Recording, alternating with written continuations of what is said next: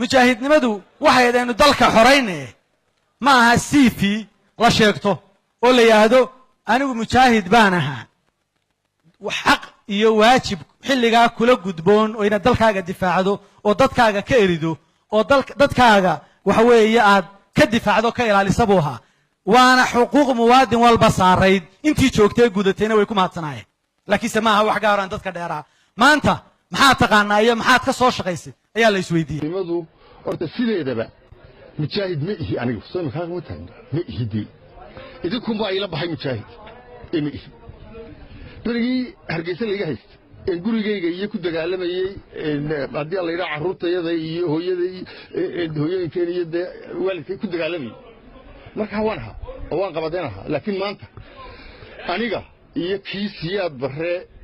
qoriga u sitay waxaanu nahay laba muwaadin oo siman daahir riyaale oo nabad sugidii asramta ayaa noqday madaxweyne war maxay markaa mujaahidka la sheegaya waliba waxaan leeyahay war ereygaasi ma qabto dad badanina waxay ka qabaan cuqdad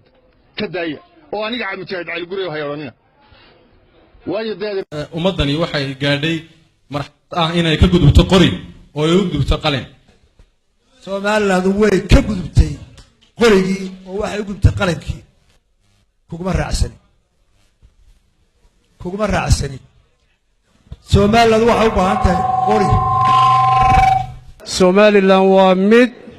Somaliland waxa weeye waa walaalnimo Somaliland waa midnimo Somaliland waa qarannimo weeye Somaliland waxay u baahan tahay qof midaynaya Somaliland waxay u baahan tahay qof ururinaya Somaliland waxay u baahan tahay way dhamaatay taladii localku wax dunida u gudbiyay Somaliland u baahan tahay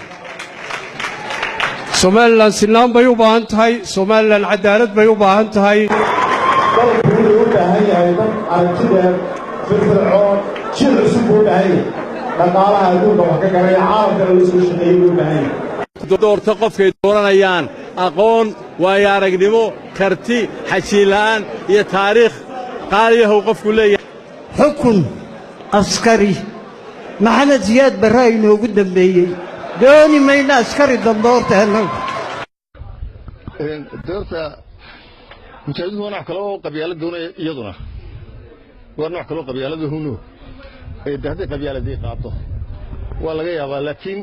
muuse waa mujaahid oo run laakiin raggii mujaahidiinta ay kala soo ingiyaaradooda fadhiya cawlan intii isagu kala ballaadhay intuu qasriya dhistay intuu adduunyo kala wareejistay soo eeg mujaahidiintii kale waa kuwa gidaarka wada cawlan ee baqteeda waliba gidaarka kaliya fadlan laga dhigo xoolihii ummadda la booray muuse dhinacaaga ka booraysa adiguba inta guriga qaatay inta hantiga qaatay waan ka warhaynaa waan ka xishoonaynaa